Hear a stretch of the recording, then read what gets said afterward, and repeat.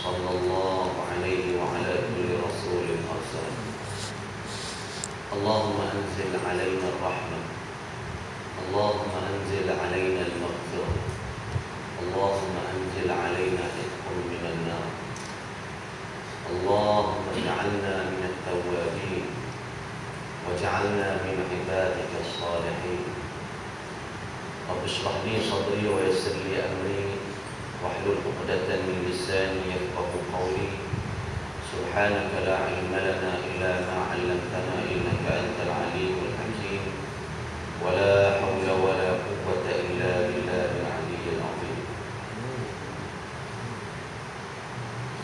والإمام والبلال menunjukkan proses surah ihsaniyah. Bapak Guru, Ustaz-Ustaz, muslimin, muslimat, hadirin dan hadirat yang dirahmati oleh Allah Subhanahu wa taala.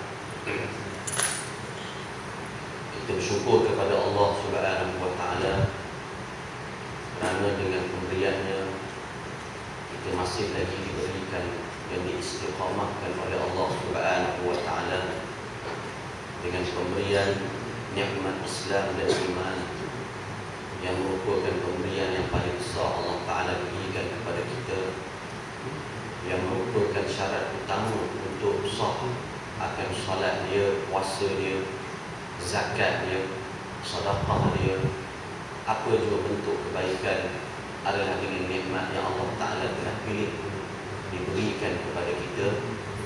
Mudah-mudahan Allah Subhanahu wa Ta'ala menetapkan nikmat ini agar kita ini hidup dan mati dalam keadaan beriman kepada Allah Subhanahu wa taala. Sidang jemaah dengan dimuliakan oleh Allah Subhanahu wa taala. Ramadan Al-Karim Al-Mubarak yang kita telah hampir lepas daripada pertengahan daripada Ramadan, yang mana amalan para sahabat dan juga ulama-ulama salaf dan khalaf dan juga pegangan ulama-ulama Islam, apabila Ramadan itu hampir habis, mereka tak gembira, mereka sedih dengan pemergian Ramadan kerana kasih dia kepada bulan Ramadan yang disebut semulia-mulia bulan daripada semua bulan. Sebagaimana sabda Rasulullah sallallahu alaihi wasallam yang seringkali kita dengar, bahawa Rasulullah menyatakan dalam hadis yang diriwayatkan oleh Ibnu Hibban dan juga Ibnu Majah, dan ada riwayat menyatakan daripada Muslim, menyatakan bahawa Allah Subhanahu wa taala memberikan kemuliaan kepada umat Nabi Muhammad sallallahu alaihi wasallam, iaitu semulia-mulia hari dalam semua hari, iaitu hari Arafah. Hari umat Islam berwukuf di Arafah, hari masa yang amat singkat, iaitu hari yang dimustajabkan doa oleh Allah Subhanahu wa taala. Sebagaimana semulia-mulia hari dalam seminggu penghulu Sayyidul Ayyam, iaitu hari Jumaat. Sebagaimana semulia-mulia bulan dalam sekalian bulan adalah bulan Ramadan. Sebagaimana semulia-mulia malam adalah malam Lailatul Qadar. Itulah kemuliaan yang Allah Ta'ala berikan kepada umat Nabi Muhammad sallallahu alaihi wasallam. Umat yang terdahulu difardukan dan diwajibkan juga berpuasa sebagaimana umat Nabi Muhammad. Tetapi umat terdahulu mereka tidak dipilih untuk berpuasa yang wajibnya di dalam bulan Ramadan.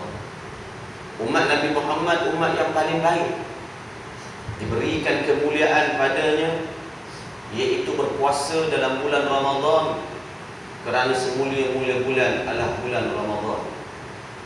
Sebab itulah di dalam bulan Ramadan, dalam hadis yang kita bacakan tadi, ada beberapa kemuliaan yang ada dalam bulan Ramadan. Yang pertamanya, semulia-mulia hari dalam seminggu adalah hari Jumaat.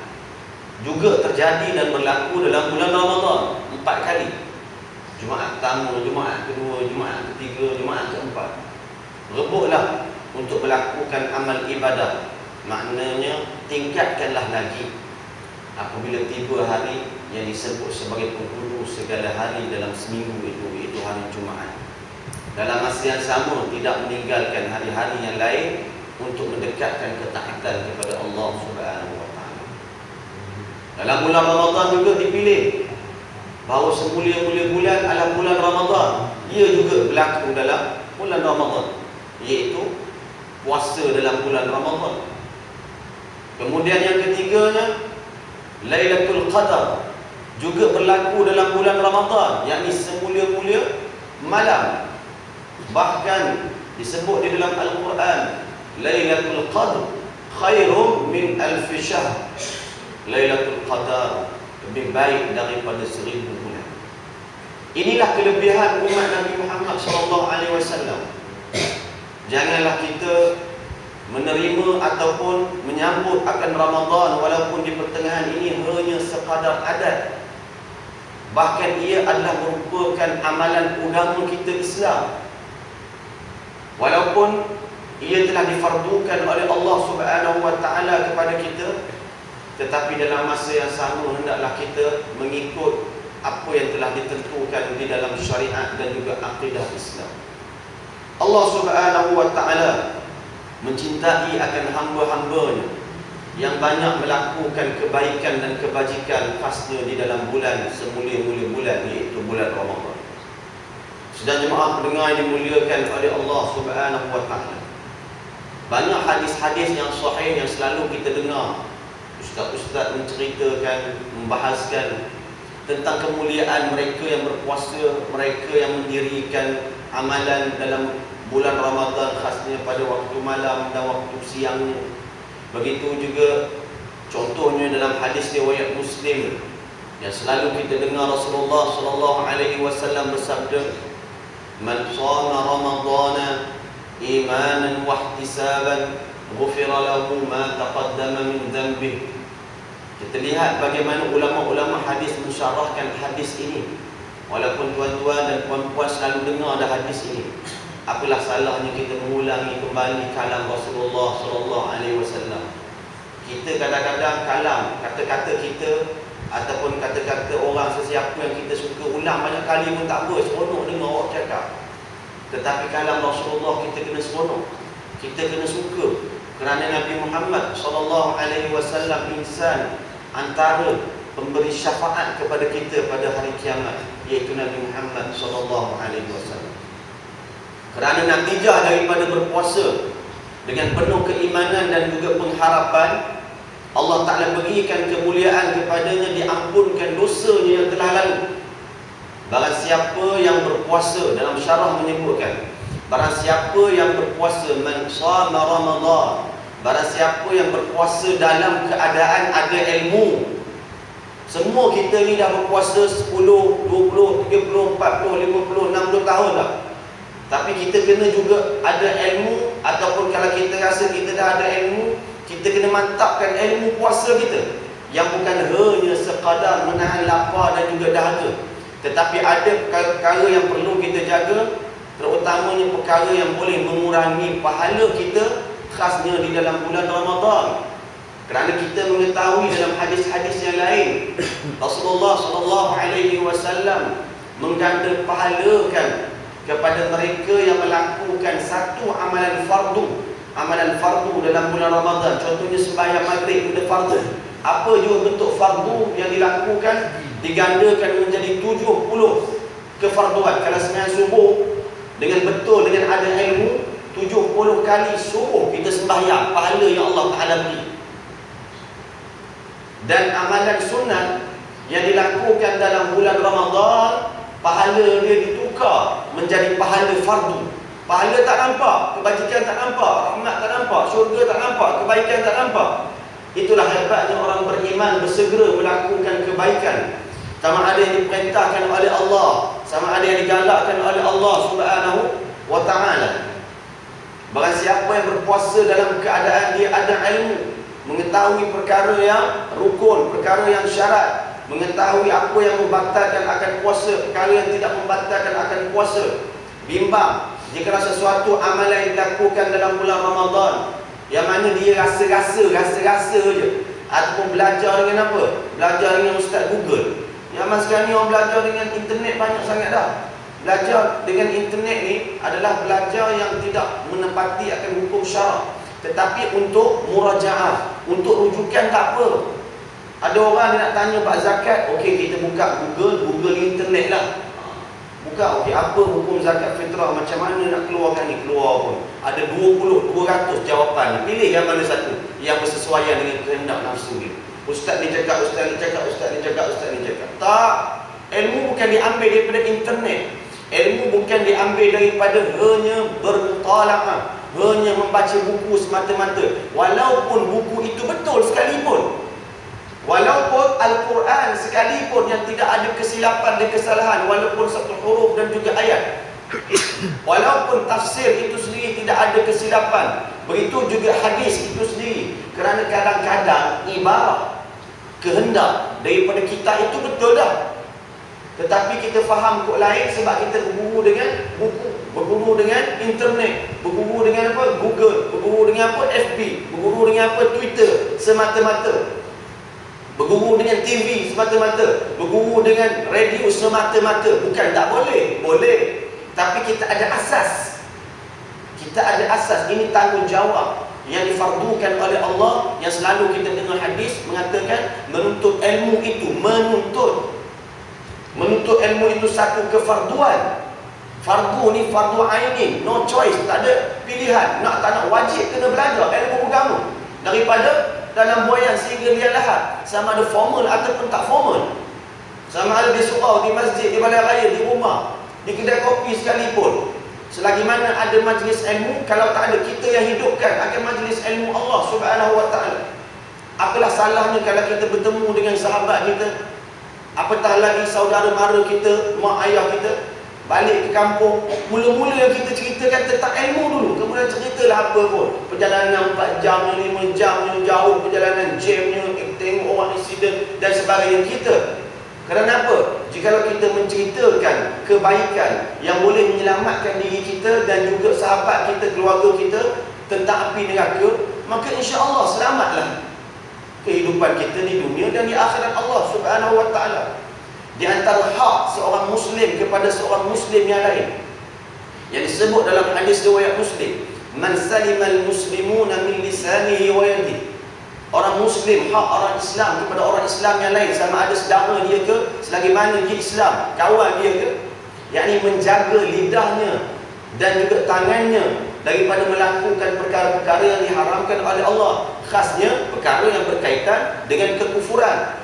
Bahkan begitu juga perkara yang berkaitan mensucikan Allah, mentauhidkan Allah, beriman kepada Allah. Tak salah, jangan malu. Sebab tanggungjawab ilmu ini bukan orang yang ada title ustaz, orang yang mengajar di masjid, di surau semata-mata. Melakukan amalan ibadah ini semua tanggungjawab setiap individu Muslim. Sama ada dia ustaz ke tak ustaz, sembahyang wajib. Sama ada dia itu bekerja sebagai tabib, sebagai doktor, sebagai engineer, sebagai polis, sebagai apa juga kaki tangan kerajaan ataupun swasta. Beriman kepada Allah adalah di atas tanggungjawab setiap individu Muslim. Segelintir masyarakat di luar-luar sana, dia kata tanggungjawab menyampaikan ilmu kepada keluarga, kepada masyarakat, iaitu ustaz semata-mata, untuk mendetailkan tentang kepentingan ilmu betul, tetapi untuk menceritakan benda asas yang tuan-tuan dan puan-puan dah tahu tentang, contohnya beriman kepada Allah, Allah tak sama dengan makhluk, wujudnya Allah tanpa bertempat, berpuasa mengikut rukun dan juga syarat, contohnya, adalah tanggungjawab di atas setiap individu Muslim untuk beramal dengannya dan menyampaikan kepada anak-anaknya khasnya. Sebab itulah dalam hadis yang kita bacakan tadi, bahawa berpuasa dalam keadaan ada ilmu itu perkara yang besar. Bahkan bila kita cerita ilmu ini khasnya dalam bulan Ramadan, maka pahalanya juga berlipat ganda yang diberikan oleh Allah Subhanahu wa ta'ala. Sebagaimana dalam hadis yang diriwayatkan oleh Ibnu Majah. Nak cerita hadis ini, dulu saya pernah bacakan hadis ini di sini. Yang tuan-tuan dan puan-puan pun dah beramal dengan hadis ini insya-Allah, dan cuba istiqamah jikalau dah berpegang dengan hadis kalam Rasulullah tentang mengajak kepada kita jangan duk kira sangat dengan pahala Allah Ta'ala. Allah Ta'ala beri kepada kita ini, jikalau ikhlas kerana Allah, insya-Allah ganjarannya sangat besar di akhirat Allah Subhanahu wa taala. Dalam hadis riwayat Ibnu Majah, Rasulullah sallallahu alaihi wasallam bersabda kepada seorang sahabat yang bernama Abu Dzar Al-Ghifari, "Wa li an taghduwa fatata'allama baban min al-kitab khairul laka min an tusalli alf rak'ah." Hei Abu Dzar, hendaklah kamu sentiasa menyibukkan diri kamu belajar ilmu agama. Walaupun satu bab mana satu tajuk, cerita tentang ketauhidan Allah, cerita tentang rukun dan juga syarat contohnya, pahala dia menyamai 1000 rakaat sembahyang sunat. Kita hitung contohnya tarawih lah. Dalam bulan Ramadan ni saja ada tarawih. Ada sebagian masjid ataupun surau ada melakukan solat tarawih 8 rakaat, ada buat 20 rakaat. Kita ambil yang banyak, 20 rakaat. 20 rakaat yang kita lakukan pada awal Ramadan sampai dah 30 hari Ramadan itu sendiri, ataupun 29 ataupun 30. 20 kali dengan 30 bagi berapa? Berapa ni? 20 kali 30 bagi 600. 600 tak boleh nak challenge lagi, tak boleh nak lawan lagi. Dengan satu saja majlis ilmu belajar kitabullah min babillah, daripada tajuk-tajuk agama Allah Subhanahu wa taala, pahala dia menyamai 1000 rakaat sembahyang sunat. Bahkan ilmu Allah, yang pertama dapat keberkatan, yang kedua dapat rahmat, dan yang paling penting dapat ilmu. Ataupun macam tuan-tuan ni bukan dapat ilmu dah, ulang kaji ilmu sebab dah tahu benda duk belajar sejak zaman Tauri, sejak zaman dulu kala lagi. Bahkan malaikat yang kita dengar datang mana-mana ada majlis ilmu Allah, duduk mana ada majlis ilmu, ada segelintir masyarakat dia kata, alah dah tahu dah ustaz ilmu tu. Jangan, kita tak boleh takabur dengan ilmu Allah. Ulama menyatakan kita datang majlis ilmu pun ada seumpama gelas kosong. Tak boleh buat perumpamaan gelas letak sini kan bahaya. Ada gelas kosong, tak boleh gelas penuh. Gelas penuh minum saya lagi pagi. Kalau penuh itu jadi kita sumbat. Kalau kosong dia nak masuk. Tapi ilmu yang benar, ilmu yang bertepatan dengan syariat. Ilmu macam-macam dah zaman sekarang. Ilmu sesatnya, ilmu tak sesatnya.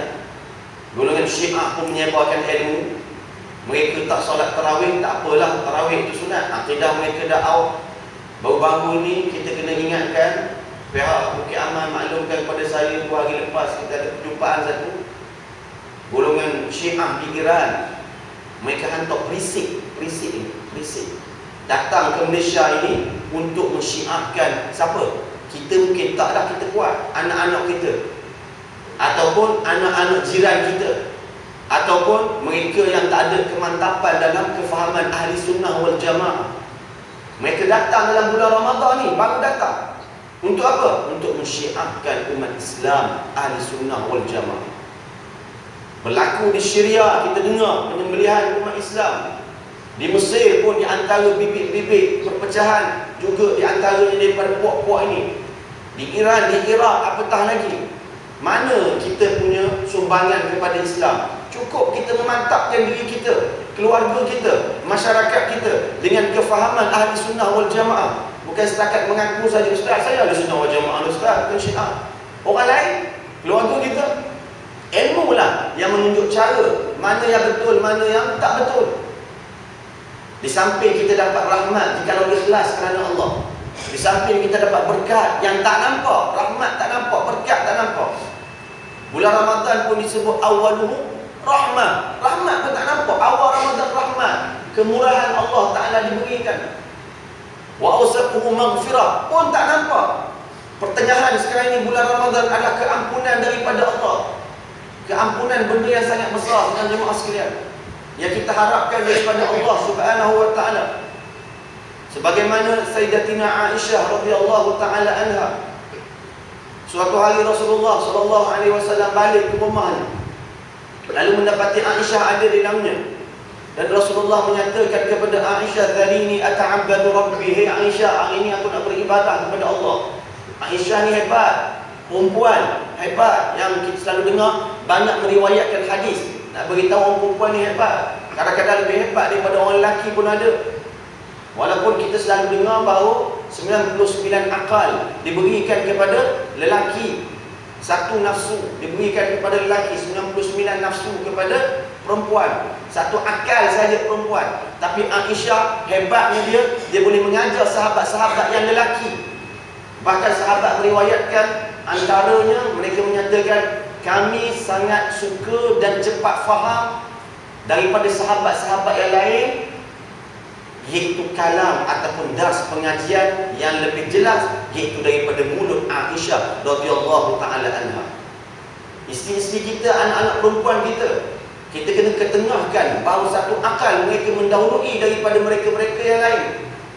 Aisyah radhiyallahu taala anha, dia tengok apa yang Rasulullah buat pada malam hari tersebut. Maka Aisyah melihat Rasulullah dia nak solat. Sebab tu dia kata, biarkanlah aku nak buat amal ibadah. Rasulullah insan yang maksum, insan yang tak ada dosa, confirm pada hari kiamat tak ada hisab padanya. Nak tunggu umat dia masuk dalam syurga bersama dengannya, bagi umat dia yang cinta kepadanya lah. Terus masuk dalam syurga, tak ada hisab padanya. Nabi Muhammad, Aisyah melihat dia solat, faqama fabaka. Nabi Muhammad yang tak ada dosa berdiri di dalam solat sendirian, dia menangis kepada Allah. Insan yang agung, lebih mulia daripada malaikat pun boleh mengadu dan mengharap kepada Allah Subhanahu wa taala. Kita belum tentu lagi syurga saudara sekalian. Belum tentu.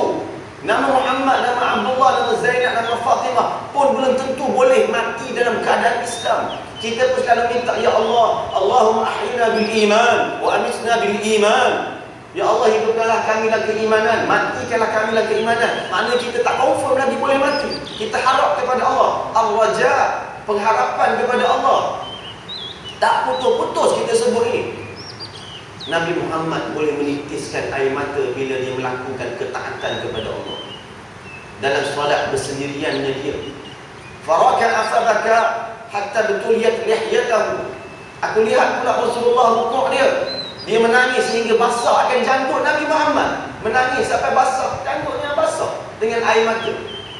Orang kita kat luar-luar sana dia menangis juga bila anak dia meninggal dunia, beraung. Fitrah manusia. Orang kita menangis juga. Sebab apa? Anak dia tak balik raya menangis dulu, kata anak tak balik, tak balik. Cuti tak dapat. Nak balik takut kepada Allah. Apa tu? Nak menangis kerana takut kepada Allah. Orang kat luar-luar sana, kita dah. Kita ni memang takut, betul-betul sayang kepada Allah. Nak menangis kerana melakukan ketaatan kepada Allah cukup susah. Lazat, kelazatan dalam beribadah itu dah tak ada. Sembahyang pun kadang-kadang Allah tu iman ni lama ni, kebetulan iman tu baca panjang sikit. Bukan sakit pun, tak sakit kaki dia, memang jadi malas. Baca apa? Alam Nashrah je. Pendek je tu iman baca. Allah lamanya tu iman ni. Lainlah kalau sakit gaul, sakit kencing manis, dia memang sakit duduk lah. Ini hati dia berkira sebab apa? Sebab hati dia tu sentiasa nak cepat. Orang yang khusyuk dalam solat, dia tak sedar, tiba-tiba tahiyat dah. Ya Allah, cepat ni solat, habisnya. Sahabat-sahabat dahulu, di antaranya sahabat, apabila mereka dalam peperangan, mereka ditusuk dengan panah dan juga lembing. Khusyuknya mereka dalam solat itu sendiri. Dia menyatakan kepada sahabatnya, kan panah tu dibentuk macam anak panah tu lah. Nak, kalau masuk tembur tu nak tarik tu memang robek dah, habis dah. Sakit. Bila dia suruh cabutkan anak panah ni, disebut pada tanya, beritahu kepada kawan dia, kalau kamu nak cabut ni supaya aku tak rasa sakit, kau cabut ketika mana aku solat. Ketika mana aku solat, sahabat ni solat, lalu dicabut ni, tidak meraung, tidak menjerit. Selepas daripada solat, dia tengok tak ada benda. Terlalu khusyuk dan tawaduk kita, sahabat tersebut, di dalam solat dia. Sebab apa? Sebab dia ada ilmu kepada Allah, kasih kepada Allah Subhanahu wa ta'ala. Sedang jemaah pendengar dimuliakan oleh Allah Subhanahu wa ta'ala. Saya nak bagi contoh lah, berkaitan pentingnya Ramadan, berkaitan pentingnya puasa, bahawa yang disebut dalam hadis, barang siapa yang berpuasa dalam keadaan ada ilmu. Yang bukan muhtadian semata-mata, bukan ikut orang saja. Orang berbuka, kita buka, orang sahur, kita sahur. Kadang-kadang tu tak betul dan tak tepat. Perkara yang dikira segelintir masyarakat kat luar-luar sana lah, ada yang memikirkan tentang perkara itu sebenarnya membatalkan puasa, tapi sebenarnya tidak membatalkan puasa, ataupun membatalkan puasa tapi dia itu adalah tidak membatalkan puasa. Jadi dia tertukar, batal ataupun tak puasa tersebut. Contohlah, mengikut mazhab Imam Syafi'i yang kita bicarakan dulu awal Ramadan, sebelum Ramadan, tentang menitiskan ubat mata ke dalam mata. Mengikut mazhab Imam Syafi'i, walaupun sampai ke anak tekak dengan syarat, selalunya ubat mata dia akan rasa pahit, dia akan sampai ke tekak. Jikalau ia tak telan, mana dia buang, kita pun tak tergamak nak telan ubat mata sampai tekak pahit ke dah, memang kita akan buang. Maka ia tetap tidak membatalkan akan puasa. Sebab masuknya itu bukan melalui rongga-rongga yang terbuka yang ditetapkan dalam mazhab Imam Syafi'i, telinga, hidung, mulut, hubul dan juga dubur. Adapun di sisi mazhab Maliki saja terbatal akan puasa tersebut walaupun tak sampai ke anak. Begitu juga ar-rabu. Ar-rabu ni maksud dia ambil inhaler. Inhaler ni tahu, orang penyakit asma dia ambil inhaler. Ada segelintir masyarakat dia berfahaman dan terkesan dengan ajaran yang terkeluar daripada ahli sunnah wal jamaah, iaitu golongan fahaman al-Wahabiyah yang mencipta fiqh terbaru yang mendahului dan menolak akan fatwa-fatwa ulama-ulama yang besar. Di antaranya, kalau kita melihat Darul Ifta' Mesiriyah, iaitu Persatuan Fatwa Mesir Al-Azhar. Di antaranya kitab kita fiqh, iaitu Fathul Mu'in, dan kitab-kitab puluk dan sebagainya.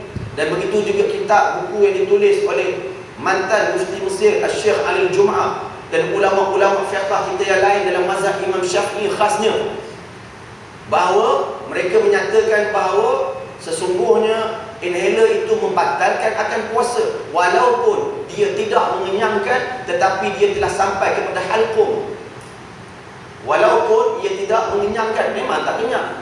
Kerana apa? Kerana dia ada ar-rabu, dia ada serbuk, benda tu ada serbuk walaupun tidak nampak. Ada orang kata ustaz itu khilaf. Jangan semua khilaf. Ada benda yang diijma'kan oleh ulama Syafi'i contohnya, kita kena ikut. Ada pun di sisi mereka yang berfahaman, yang selalu ambil mudah dengan perkara sedemikian, tak apa ustaz, apabila saya tak boleh nak puasa kalau macam ni. Ulama menyatakan yang pertama, orang itu tak berdosa kalau dia berbuka dengan sebab sedemikian. Yang wajib padanya, jikalau dia mampu, adalah dia kena mengqadakkan selepas daripada Ramadan, ataupun memang dia disebut sebagai marid buru'ah, sakit dia memang tak elok-elok, memang sentiasa setiap hari memang kena ambil, maka ambil akan ubat tersebut, maka kena padanya membayar akan fidyah, tak berdosa. Bukan maknanya kita ambil mudah.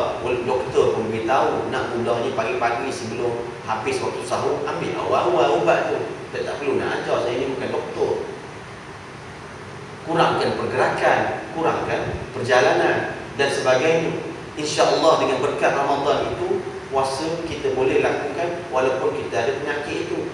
So umpama itulah nak beritahu pentingnya ilmu bila kita nak berpuasa. Macam tuan-tuan dan perempuan dah tahu, ustaz dalam internet, ustaz tu cakap macam tu, belajarlah dengan internet, belajarlah dengan ustaz Google, belajar dengan kita, belajar dengan guru mursyid, guru yang amanah dengan ilmu Allah Subhanahu wa ta'ala. Saya ni hanya menyampaikan daripada ilmu yang saya belajar.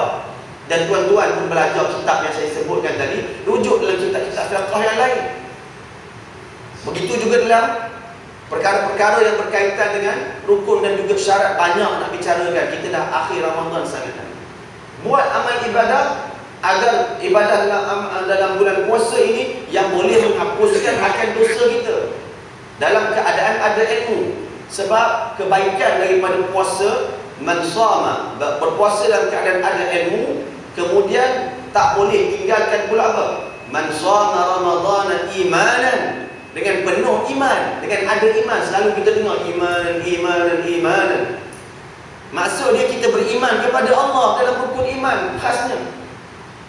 Kita puasa tapi kita tidak menyekutukan Allah. Apa kaitan puasa dengan Allah ustaz? Ataupun mensucikan Allah dan tidak menyekutukan Allah. Itu itulah yang dikatakan iman kepada Allah.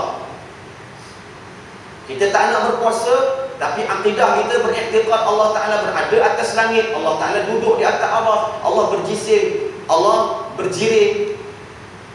Menghina Nabi Muhammad SAW. Ni baru-baru ni tentang beriman kepada Nabi Muhammad SAW. Keluar kecoh dalam paper, dalam internet dan sebagainya. Orang boleh hina Nabi Muhammad SAW, menghina kesan peninggalan Nabi Muhammad SAW. Alhamdulillah, sebelum daripada puasa baru ni, saya salah seorang daripada bertanggungjawab bawa ulama keturunan Nabi Muhammad SAW ke Malaysia ni selama lebih kurang seminggu, 10 hari. Di antaranya sebab dia keturunan Nabi Muhammad SAW, dia bawa kesan peninggalan Nabi Muhammad. Iaitu apa? Bawa rambut Nabi Muhammad SAW. Ada pula orang kata, iya ke rambut Nabi Muhammad? Kita ada sanad. Sanad maknanya daripada sahabat Nabi Muhammad, sahabat dan sebagainya, ditunjuk kepadanya. Keberkatan Nabi Muhammad tu tak ada tolak bandingnya. Kita melihat bagaimana dalam Hajjatul Wada', haji perpisahan, Nabi Muhammad berapa kali dia melakukan haji? Sebenarnya jemaah sekalian, saya nak tanya, 2 kali ke 3 kali? Sekali, walaupun disebut Hajjatul Wada', haji perpisahan, itulah pertama dan akhirnya. Nabi Muhammad mencukurkan akan kepala ke kanan dan juga ke kiri. Dalam hadis riwayat Bukhari, dalam kitab haji. Dan rambut Nabi Muhammad hebatnya tak jatuh ke bumi. Cukur rambut tu tak jatuh ke bumi. Jatuh ke mana sedang jemaah sekalian? Jatuh di tangan para sahabat. Rambut, saya tanya tuan-tuan sekalian, untuk dimakan ke? Untuk dimakan ke? Tak, untuk diambil keberkatan Nabi Muhammad SAW. Sayyidina Khalid ibn al-Walid, panglima perang yang masyhur yang selalu kita dengar, juga dalam hadis riwayat Bukhari menceritakan Khalid ibn al-Walid yang turut pendapat akan rambut tersebut diambil, dia letak dekat mata dia, dia letak dekat mulut dia. Sebagai daripada sahabat, dia mencelupkan dia dalam air dan dia beri minum kepada anak-anak mereka yang demam dan sebagainya, dengan beriktikad yang memberikan manfaat dan menolak kemudaratan adalah Allah dengan berkat Nabi Muhammad sallallahu alaihi wasallam. Sahabat buat. Golongan Al-Wahhabiyah, mereka marah, kata syirik, menyembah selain daripada Allah. Mintalah kepada Allah. Memang kita minta kepada Allah sebab Allah yang bersifat memberi dan menolak bala.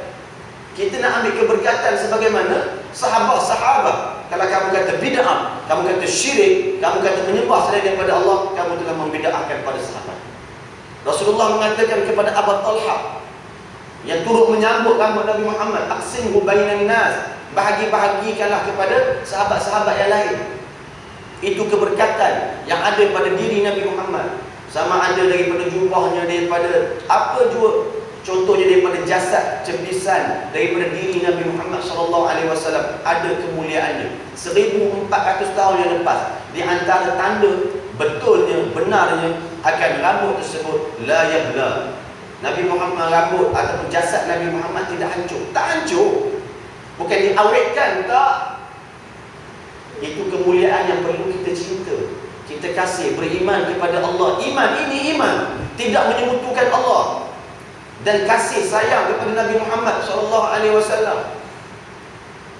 Ini kadang-kadang tu nak sebut nama Nabi Muhammad pun disamakan dengan Muhammad, mamat-mamat kampung yang lain. Ini timbul. Saya selalu cerita. Sebab apa? Sebab kita tak redha orang hina Nabi kita, sehingga menyatakan Nabi Muhammad tu dilahirkan macam sama je dengan mamat-mamat kampung. Ini istilah dia keluar dalam paper, dalam internet, dalam apa semua. Jangan tuan-tuan ingat, oh fahaman ni tak masuk dalam rumah kami. Masuk melalui kaca televisyen, melalui akhbar, melalui majalah, melalui anak-anak kita yang belajar di luar, yang dapat pengaruh daripada luar. Masuk juga dalam rumah kita. Ini perlu kita jaga tentang kasih sayang dan kecintaan kita kepada Nabi Muhammad sallallahu alaihi wasallam. Nabi Muhammad dilahirkan, kalau kita lihat yang diriwayatkan oleh Salahuddin Al-Allahi, yang selalu kita dengar, Nabi Muhammad dilahirkan keluar bersamanya cahaya. Bukan Nabi Muhammad diciptakan daripada cahaya. Nak beritahu menerangi cahaya itu sampai Qusur Syam, sampai di istana-istana dekat Syam. Nabi Muhammad lahir di Mekah, sampai dekat Syria, Palestin. Hebatnya Nabi Muhammad SAW. Nabi Muhammad pada waktu kecil, pada pertama kalinya dibelah dadanya oleh malaikat Jibril. Ada mamat-mamat kampung kena belah dada? Tak ada. Sama lagi ke? Tak sama. Sesiapa pun mereka yang menghina Nabi Muhammad, kami tak redha. Sebab Nabi Muhammad yang layak memberikan syafaat kepada kami. Kita jangan ta'assub. Kita jangan ikut sembrono siapa sahaja yang berpakaian Islam sekalipun, yang berjubah berserban, yang pakai apa jua bentuk pakaian Islami tapi menghina Allah, menghina Nabi Muhammad SAW. Sebab kita nak puasa kita diterima oleh Allah, diampunkan dosa oleh Allah Subhanahu wa taala. Imanan, iman. Bukan setakat kita baca dan faham, oh berpuasa dengan iman yang sebenar macam tu. Tak. Beriman dalam keadaan dia mentauhidkan Allah dan juga tidak menyekutukan Allah Subhanahu wa taala. Kita tak nak nikmat Islam dan iman yang Allah Ta'ala telah pilih, berikan kepada kita, dicabutkan oleh Allah. Kerana Allah Ta'ala berhak untuk mencabutkan nikmat yang besar ini. Sebab itulah dalam doa selalu kita sebut, Rabbana la tuzigh qulubana ba'da idh hadaitana wa hab lana min ladunka rahmah innaka antal wahhab. Ya Allah, jangan Engkau cabutkan nikmat hidayah Islam dan iman yang Engkau telah berikan kepada kami, ya Allah. Sesungguhnya Engkau, ya Allah, yang memelihara akan pemberian yang Engkau berikan kepada kami. Kita nak apa? Wala tamutunna illa wa antum muslimun. Quran kata, jangan kamu mati kecuali dalam keadaan Islam. Dan yang boleh memelihara nikmat Islam dan iman ini adalah ilmu. Ilmu yang menunjuk cara kita mengenal Allah, mengenal Nabi Muhammad. Ilmu yang menunjuk cara kepada kita apa? Tentang rukun dan juga syarat dalam sesuatu amal ibadah kita kepada Allah Subhanahu wa taala. Daripada kita dalam buayan sampai ke liang. Itu ringkasan yang tuan-tuan dan puan-puan dah tahu, yang perlu saya ulang kaji untuk diri saya dan sedang jemaah sekalian sampaikan kepada keluarga dan masyarakat. Benda ini yang utama, iaitu iman, wahtisaban, dan mengharapkan daripada Allah. Mengharapkan apa? Kebaikan. Adapun dalam bulan Ramadan kita ada 3 perkara yang kita sebutkan tadi. Pengharapan apa? Rahmat. Awal Ramadan ada rahmat. Ya Allah, berpuasa kita dalam bulan Ramadan dengan penuh keimanan dan pengharapan, mengharapkan rahmat, iaitu kemurahan Allah, kasih sayang Allah. Rahmat Allah Ta'ala itu melebihi daripada kemurkaan Allah. Maknanya Allah Ta'ala lebih banyak sayang, lebih banyak nak ampun hamba-hambanya. Sebab itulah di atas daripada Arash kita ditunjuk tala langit, tunjuk bumi, tunjuk lapis bumi, kemudian tunjuk lapis langit, kemudian di atas langit itu ada syurga Allah. Di atas syurga itu ada bumbung syurga yang disebut Arash. Allah Ta'ala bukan duk cokok, duk conok dekat atas Arash. Kena faham, Arash itu adalah makhluk Allah Ta'ala yang paling besar Allah Ta'ala ciptakan. Kita duk fikir pun, logik akal pun, ahli sunnah wal jamaah, Arash ada dulu ke? Allah ada dulu? Pasti Allah ada dulu. Maknanya Allah ada sebelum daripada Arash, Allah ada sebelum daripada tempat. Disebut dalam Quran, laisa kamitslihi syai'un. Allah Ta'ala tidak sama dengan makhluk. Disebut dalam Al-Quran, wa yahmilu arsya rabbika fawqahum yawma idzin thamaniyah. Dan Arash itu dipikul oleh 8 malaikat, menunjukkan Arash itu pun lemah, berhajat kepada makhluk yang menanggungnya. Kalau kata Allah Ta'ala duduk di atas Arash, maka lemahlah Allah berhajat kepada Arash.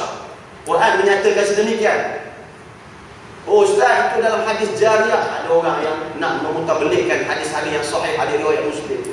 Hadis tentang seorang hamba perempuan yang datang kepada Rasulullah yang bertanyakan Aina Allah. Aina ni dalam bahasa Arab yang tidak semua maksud dia bertanya tentang tempat. Aina, Imam Malik dan ulama-ulama hadis mengatakan yang pertama matan, riwayat dia banyak riwayat tentang hadis riwayat Muslim. Antaranya Rasulullah bertanya atashhadina an la ilaha illallah.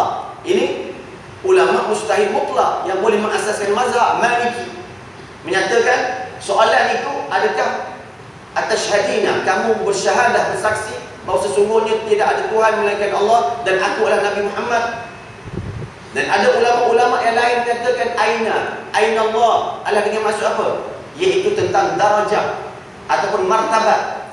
Di mana kedudukan awak dengan Allah? Martabat. Macam saya tanya tuan-tuan sekalian, siapa awak dengan gajah? Oh jauh beza, saya je rakyat jelatanya. Aina maknanya ada dengan maksud tempat dan ada dengan maksud iaitu pertanyaan tentang martabat. Adapun bagi Allah Ta'ala tak boleh ditanya tentang tempat, sebab maha suci Allah daripada berhajat kepada tempat. Adapun ada orang pula dia kata, oh Allah Ta'ala ada tapi tak tahu kat mana. Maknanya masih ada lagi di mana? Tak tahu di mana. Ada di mana? Rasulullah SAW menyatakan bahawa tidak boleh ditanya tentang di mananya Allah, sebab di mana itu bertempat. Sayyidina Ali radhiyallahu taala anhu menyatakan la yuqalu ayyana al-aina, tak boleh ditanya tentang mereka, yakni tidak boleh ditanya tentang Allah Taala yang menciptakan tempat, sebab maha suci Allah daripada berhajat kepada tempat. Ini perkara yang berkaitan ketauhidan, iman kita kepada Allah yang wajib diketahui oleh siapa? Semua orang. Bukan mereka yang belajar agama. Orang tak belajar agama, orang bukan background dia belajar kat Timur Tengah ke, Universiti Islam Antarabangsa ke, Universiti Malaya ke, USIM ke, apa semua, selagi mana dia beriman kepada Allah, dia tak boleh menyekutukan Allah.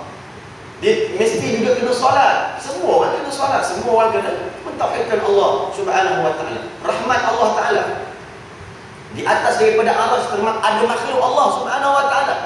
Iaitu apa? Iaitu tempat. Dan ada kalimah di situ. Dalam hadis kursi menyatakan, inna rahmati sabaqat ghadabi.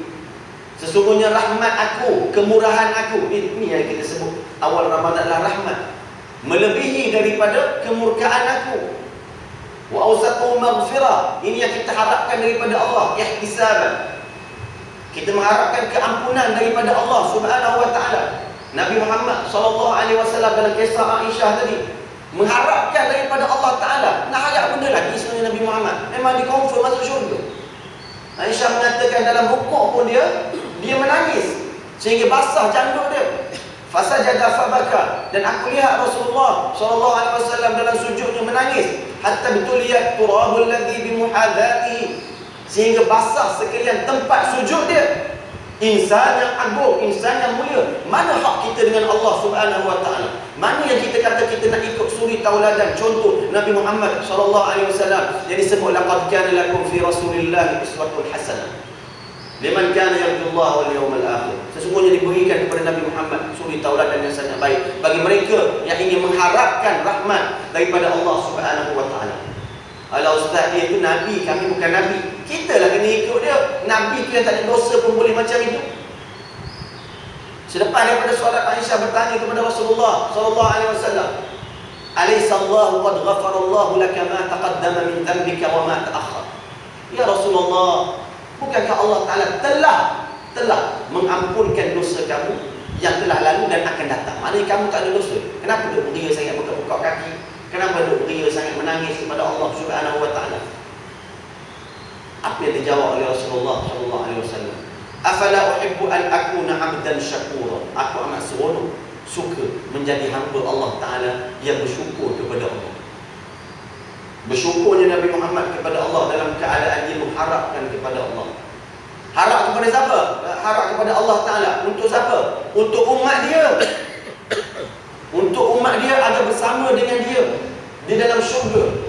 Sebab itulah dalam hadis yang sahih meriwayatkan bahawa ada sekelompok daripada umat Nabi Muhammad yang ratus ribu, juta, milion dan sebagainya, ada di kalangan mereka itu dipilih oleh Allah duduk di dalam satu saf, iaitu sebanyak 70,000 orang sahaja. Rasulullah kata yang mana mereka itu masuk ke dalam syurga bila hisab, tanpa dihitung oleh Allah. Bukan cara-cara nak dapat daripada apa? Jauh daripada hisab Allah Subhanahu wa taala. Belum tentu lagi. Kalau kita tak kasih kepada Allah, tak kasih kepada Nabi Muhammad SAW macam sedang jemaah sekalian kasih kepada Nabi Muhammad. Bila sebut nama Muhammad, sayang kepada Nabi Muhammad, letak kalimah Muhammad dalam rumah, hati sentiasa kasih dan sayang, ingat kepada Nabi Muhammad. Dalam solat kita tengok dalam tahiyat kita sebut at-tahiyyatul mubarakatuh salawatut thayyibatu lillah. Apa yang kita sebut lepas pada itu? Assalamu alayka ayuhan nabi wa rahmatullahi wa barakatuh. Sejahtera ke atas kamu. Ka tu assalamu alayka. Ka tu ditujukan kepada yang di depan. Bukan maknanya kita beriktikad Nabi Muhammad tu cokoh duduk depan kita, tak. Nak beritahu hampirnya Nabi Muhammad dengan hati kita. Hati kita ini sentiasa ingat kepada Nabi Muhammad. Bukannya, bukan dia. Bukan salam sejahtera kepadanya, kepada kamu. Assalamu alayka. Dalam apa? Dalam solat kita. Pernah tak kita menghadirkan diri kita bila kita berselawat kepada Nabi Muhammad dalam solat? Bahkan dalam mazhab Imam Syafi'i, wajib dan rukun berselawat kepada Nabi Muhammad dalam solat itu sendiri. Wa akhiruhu 'atqun minan nar. Dan juga Ramadan ini adalah untuk dijauhkan, akhirnya dijauhkan daripada api neraka. Itu yang kita harapkan. Ihtisaban. Barang siapa yang berpuasa dalam keadaan ada ilmu, dengan penuh iman dan mengharapkan rahmat Allah, mengharapkan keampunan daripada Allah, mengharapkan apa? Mengharapkan jauhnya api neraka. Api neraka, subhanallah. Dalam hadis riwayat Muslim mengatakan uqidu 'alan nari hatta ihmarrat. Dipanaskan api neraka itu selama 1000 tahun. Al-fa'amin, sehingga jadi merah menyala. Wa al-fa'amin hatta biyaddat. Kemudian tambah lagi 1000 tahun. 1000 tahun nisbah kepada tahun perkiraan akhirat. Bukannya 1000 tahun di dunia ni. Satu hari kita ini nisbahnya kepada 1000 hari. Sebagian ulama mengatakan 1000 tahun akhirat. Lama. Kemudian dipanaskan 1000 tahun lagi sehingga menjadikan sauda muslimah, menjadi hitam legam. Api neraka warna dia hitam legam dan amat sakit dan amat dahsyat. Dan orang yang mati dalam keadaan kufur, tempat dia adalah qa'r jahannam. Nama neraka dia adalah jahannam, yang duduk di bawah sekali. Dan orang Islam mukmin yang melakukan maksiat, yang tidak sempat bertaubat daripada dosanya, Allah Ta'ala berhak mengikut keadilan Allah untuk mengazab dia dulu di dalam neraka. Minta dijauhkan daripada bersifat orang Islam yang melakukan maksiat. Sebab itulah kita kena banyak bertaubat kepada Allah. Bukan setakat sebut astaghfirullah. Tak, kena an-nadmu. Kenapa? Kena menyesali daripada apa yang kita lakukan, perbuatan ataupun perkataan ataupun juga hati kita sendiri. Bersangka buruk dengan orang, mulut untuk mengumpat orang. Apa salahnya kita kunci mulut kita dalam bulan Ramadan untuk berjaya dalam 11 bulan yang lain? Ramadan adalah madrasah. Ramadan adalah bulan tarbiyah untuk kita berjaya diri kita daripada melakukan perkara-perkara yang maksiat.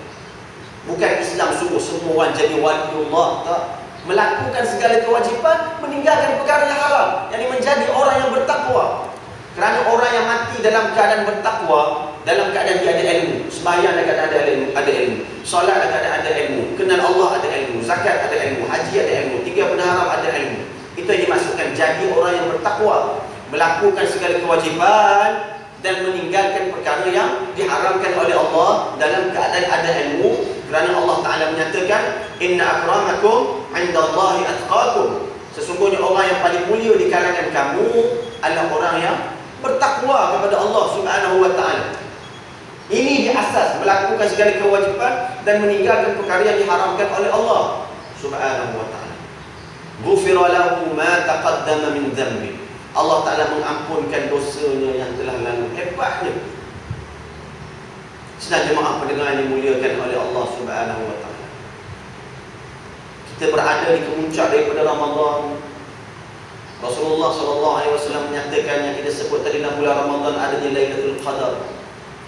Surah ni mungkin nak buat ceramah tentang nuzulul Quran, dan perlu kita tahu beberapa hadis yang sahih yang perlu kita ulang kaji, perlu kita ingat.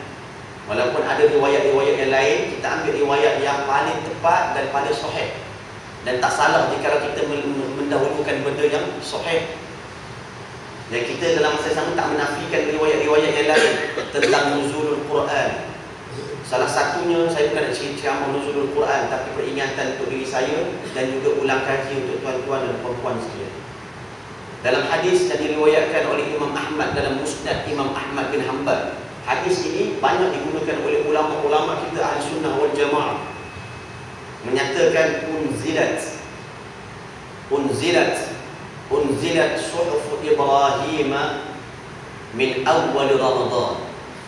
Diturunkan akan unzilat suhuf Ibrahim, suhuf Ibrahim, lembaran-lembaran wahyu Allah Subhanahu wa Ta'ala, yang mana Ibrahim AS mendapatnya suhuf, iaitu lembaran wahyu Allah Subhanahu wa taala, diturunkan pada awal Ramadan. Wa unzilat Taurah li sitti min Ramadan, dan diturunkan akan kitab Taurat pada 6 Ramadan. Wa unzilatil Injil li 13 min Ramadan, dan diturunkan akan Injil pada 13 Ramadan. Hebatnya, kitab-kitab Allah semua diturunkan dalam bulan Ramadan. Wa unzilal Furqan li 24 min Ramadan, dan diturunkan akan Furqan, iaitu Al-Quran, iaitu pada 24 Ramadan. Ustaz, 17 Ramadan kita sambung nuzul Quran, kita bicarakan di sini. Tak salah. Yang penting kita beramal dengan Al-Quran, dan kita tahu ataupun kita ulang kaji dan ingat 24 Ramadan yang disebut oleh para sahabat radhiyallahu taala alaihim ajma'in, yang diriwayatkan oleh Musnad Imam Ahmad, yakni diturunkan daripada Lauhul Mahfuz ke Baitul Izzah jumlatan daf'atan wahidah, pada waktu siang hari. Daripada Lauhul Mahfuz, kita pun tak pernah tengok Lauhul Mahfuz, keseluruhannya diturunkan ke Baitul Izzah. Di mana kedudukan Baitul Izzah? Di langit dunia, yakni langit yang paling hampir dengan dunia. Dan diturunkan kepada Nabi Muhammad sallallahu alaihi wasallam, iaitu pada 24 Ramadan pada waktu malam hari, iaitu bermulanya 5 ayat, iaitu Iqra bismi rabbikal ladzi khalaq. Dan diturunkan daripada Baitul Izzah kepada Nabi Muhammad sallallahu alaihi wasallam secara berperingkat, iaitu selama lebih kurang 23 tahun. Bermula daripada 24 Ramadan, iaitu pada malam hari. Adapun daripada Lauhul Mahfuz ke Baitul Izzah, iaitu pada waktu dini hari, iaitu pada waktu siang hari. Ini yang disebut oleh siapa? Antaranya turjumanul Quran, orang yang Rasulullah doakan kepadanya mendalami akan tafsirul Quran, iaitu Ibnu Abbas. Rasulullah pernah mendoakan kepada dia apa? Allahumma faqihhu fid din wa 'allimhu bit ta'wil. Allahumma 'allimhu al-hikmata wat ta'wil. Ya Allah, dalam kalam Ibnu Abbas ini dalam menafsirkan Al-Quran. Doa Rasulullah sallallahu alaihi wasallam itu mustajab. Quran yang disebut dalam firman Allah Subhanahu wa taala, inna hadzal Qur'ana yahdi lillati hiya aqwam. Sesungguhnya Al-Quran itu adalah hidayah yang Allah Ta'ala berikan kepada mereka. Sesiapa-siapa dia? Wa yubashshirul mu'minin, dan memberikan berita gembira kepada orang-orang beriman.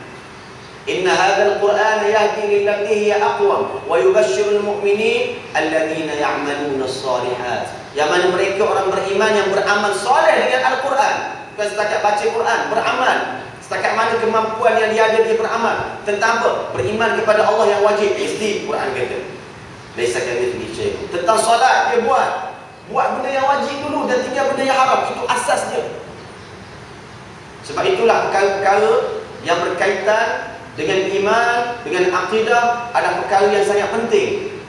Al-Quran menunjuk jalan kepada kita. Bukan setakat kita membaca Al-Quran. Walaupun membaca Al-Quran itu kita tahu pahala dilipat gandakan pahala oleh Allah Subhanahu wa taala. Jikalau dia itu betul bacaan dia ikhlas kerana Allah Subhanahu wa taala. Tapi yang paling penting adalah beramal. Dan mereka yang baca Al-Quran ini contohnya, Rasulullah sallallahu alaihi wasallam bersabda, "Mathalul mu'min alladhi yaqra'ul Qur'an kamathalil utrujjah, rihuha tayyibun wa ta'muha tayyibun. وَمَثَلُ الْمُؤْمِنِ الَّذِي لَا يَقْرَأُ الْقُرْآنَ كَمَثَلِ التَّمْرَةِ لَا رِيحَ لَهَا وَطَعْمُهَا طَيِّبٌ." Perumpamaan orang mukmin, dia adalah beriman, kemudian dibaca pula Al-Quran. Ada kelas-kelas tadarus duduk dengan kalau nak balik baca Quran. Hebat macam mana kita baca Quran, boleh tunjuk ajar kepada orang lain. Khasnya dalam bulan Ramadan, kita kena rendah diri dengan Al-Quran. Dia akan memberi syafaat kepada kita. Perumpamaan orang Islam yang membaca Al-Quran, dia dalam Islam, dia baca Al-Quran, adalah seperti buah utrujah. Utrujah ni kat Malaysia tak ada buah utrujah. Utrujah ni Rasulullah sebut, iaitu buah macam buah laimun. Bau pun sedap, Dan rasa pun sedap. Tak masam, bau dia sedap, rasa pun sedap. Dia dah beriman, kemudian baca Al-Quran pula. Dan perumpamaan orang beriman yang tak nak baca Quran, sebab dia dah khatam 30 juzuk Al-Quran, dah hafaz 30 juzuk Al-Quran, ataupun memang dia malu nak baca Al-Quran, malu kita kepada Allah Ta'ala, cukuplah tentang Al-Quran ini. Dan perumpamaan orang mukmin yang tak nak baca Al-Quran adalah seperti buah tamar. Bukan maknanya lain terucan lebih baik daripada buah tamar, tak. Tapi nak beritahu perbandingan dia. Tak ada bau, tapi rasa saja yang sedap. Dan kita nak baca Quran, kita nak mengamati akan isi kandungan Al-Quran. Khasnya di dalam bulan Ramadan, khasnya dalam bulan Ramadan diturunkan akan Al-Quran. Malaikat pun turun dalam bulan Ramadan, iaitu malam, khasnya dalam malam Lailatul Qadar. Inna anzalnahu fi Lailatul Qadar. Maknanya wajib beriman dengan qadar Allah Ta'ala. Malam Lailatul Qadar. Sesungguhnya kami, yakni Allah, telah menurunkan Al-Quran pada malam Lailatul Qadar. Lihat ya, dalam dia tidak semestinya malam Lailatul Qadar boleh berlaku, tidak semestinya boleh berlaku dalam hari-hari yang ganjil pada 10 terakhir dalam bulan Ramadan, sebab Al-Quran sendiri pernah turunnya sekali itu pada 24 Ramadan. 24 Ramadan ganjil tak? Sebab itulah Rasulullah sebut taharrau, bersegeralah cari akan malam Lailatul Qadar, khasnya pada 10 terakhir. Kena bersegera. Ustaz nak minta benda lagi pada Allah, anak dah ada, isteri dah ada, kereta dah ada, rumah pun dah ada, duit pun dah ada. Minta keampunan kepada Allah Subhanahu wa Ta'ala. Aisyah radhiyallahu ta'ala anha, doa yang selalu kita baca dalam bulan Ramadan, bertanya kepada Rasulullah sallallahu alaihi wasallam, ya Rasulullah, jikalau aku bertemu dengan malam Lailatul Qadar, aku nak minta apa kepada Allah? Sebab malam itu adalah di antara malam yang dimustajabkan doa oleh Allah. Minta apa? Sebutlah kalimah yang aku nak ajar ini. Allahumma innaka afuun tuhibbul afwa fa'fu anni. Allahumma innaka afuun karim tuhibbul afwa fa'fu anni. Ya Allah, Engkau itu pemaaf dan suka memaafkan hamba-hamba, maka Engkau ampunkanlah dosa aku ya Allah. Kita ni kena rasa kita kena banyak dosa, kita ni kena rasa kita ni banyak dosa, barulah kita khusyuk dan tawaduk memohon keampunan. Walaupun tuan-tuan dan puan-puan tak banyak melakukan maksiat, tetapi mintalah ampun kepada Allah Subhanahu wa Ta'ala, kerana kita tak tahu Allah Ta'ala ampunkan ataupun tidak. Mana ada tanda-tanda dia, tak ada. Sebab itulah roja pengharapan ini kena sentiasa ada. Ada malaikat datang mengatakan, oh diampunkan dosa kamu, melompat kita. Kita bukan Nabi, boleh malaikat datang beritahu, kamu ni dah minta ampun, dah tahajud, Allah Ta'ala ampunkan kepada kamu. Tak ada. Hati je kadang-kadang rasa lah, Allah Ta'ala ampunkan kadar dosa aku. Itu pengharapan makna dia. Pengharapan kita bersangka baik dengan Allah Subhanahu wa Ta'ala. Diturunkan Al-Quran pada malam Lailatul Qadar. Wa ma adraka ma Lailatul Qadar. Kamu tak tahu akan malam Lailatul Qadar itu berlaku. Bahkan Lailatul Qadar khairun min alf syahr.